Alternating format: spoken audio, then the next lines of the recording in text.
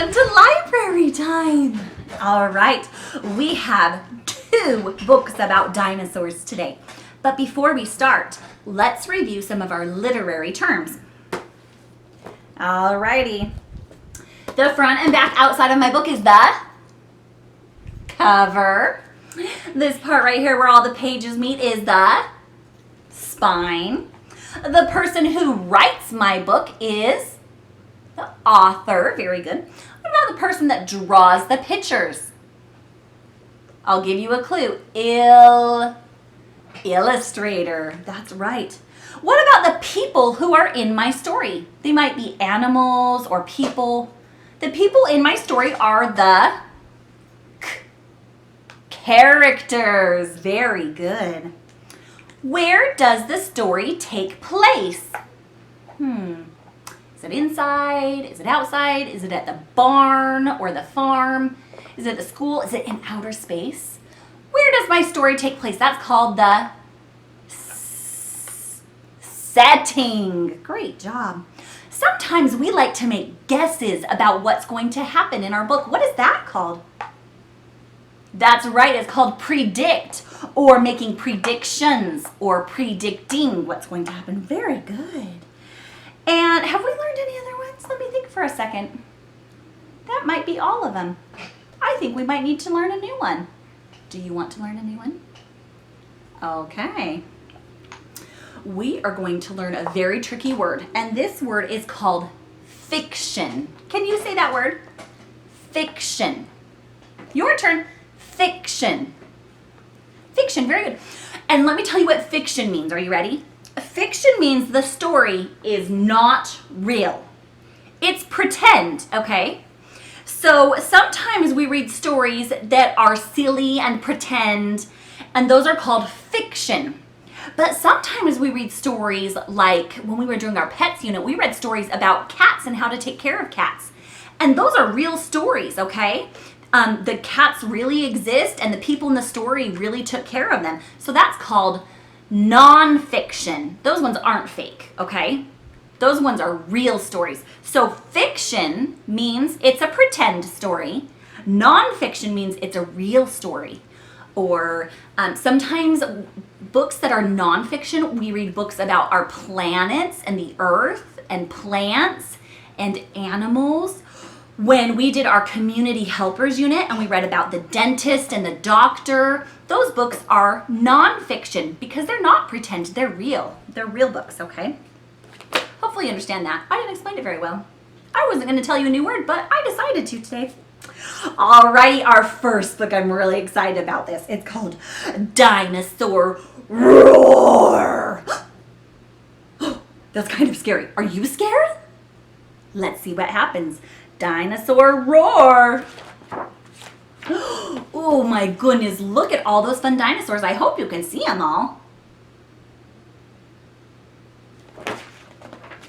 Dinosaur Roar. Dinosaur Roar.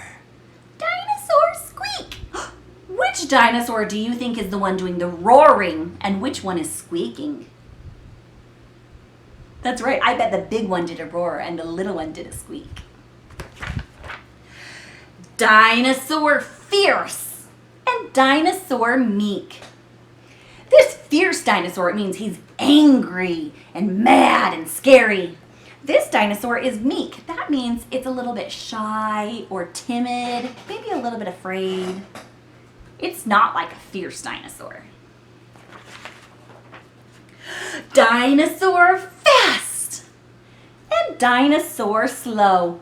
Oh, here's our Triceratops. Remember, it has 3 horns on its head. Woo, I almost dropped the book.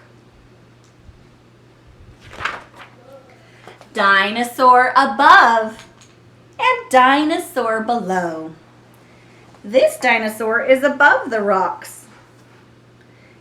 And this dinosaur is below this dinosaur. I think he looks a little bit scared. Do you think he's scared?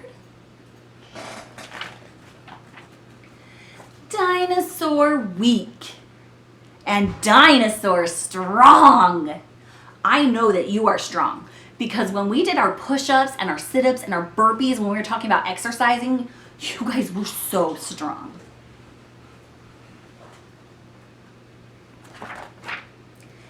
Dinosaur short or very, very long?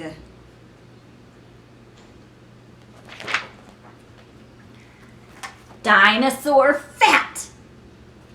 Dinosaur tiny. Can you find the tiny dinosaur? It's tricky. You're going to have to look hard. It's right there. Do you see him now? Okay. Dinosaur clean and dinosaur slimy. Oh, he needs to go jump in the water, huh? Take a bath. Dinosaur sweet. Dinosaur grumpy.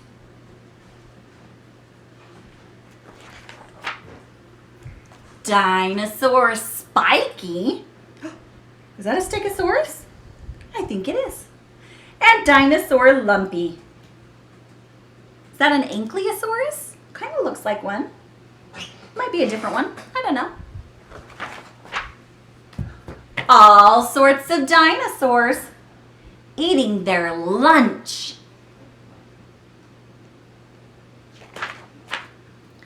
Gobble, gobble, nibble, nibble, munch, munch, scrunch. And that is the end. That was such a fun book. We have one more to read, okay? Do you remember when Haley read you a book about dinosaurs? And I think it was How Do Dinosaurs Go to Bed? Do you remember that? Well, I have another book like that, but it's called How Do Dinosaurs Go to School? Wait, do dinosaurs go to school? Do they go to school? No, so this book would be a pretend book. What is that word called? We learned that today. It starts with an F. Fiction. That's right, this book is fiction. All right, how do dinosaurs go to school? How does a dinosaur go to school? Does he walk? Does he ride a busy carpool? Does he drag his long tail? Is he late for the bus? Does he stomp all 4 feet? Does he make a big fuss? When he gets to the school, does he roughhouse and punch? Does he make a quick grab for a classmate's packed lunch? I hope not.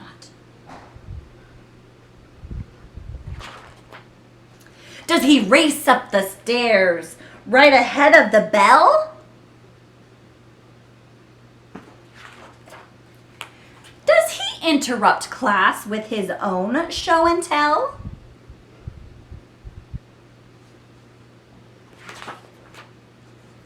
Does a dinosaur yell? What do you think? Oh, look! The T-Rex lost his tooth. Have you lost a tooth? If you haven't, I bet you will in a year or so. All right. And when in the classroom, plunkered down in his chair, does a dinosaur fidget, his tail in the air? Does he growl during chalk talks or roar out of turn? What do you think? Is that what he does? Does he make it too hard for others to learn?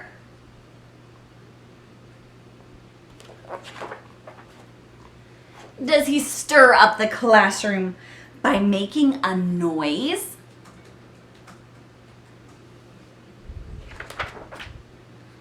Does he tease all the girls? Does he pick on the boys? No. A dinosaur carefully raises his hand. He helps out his classmates with projects they've planned.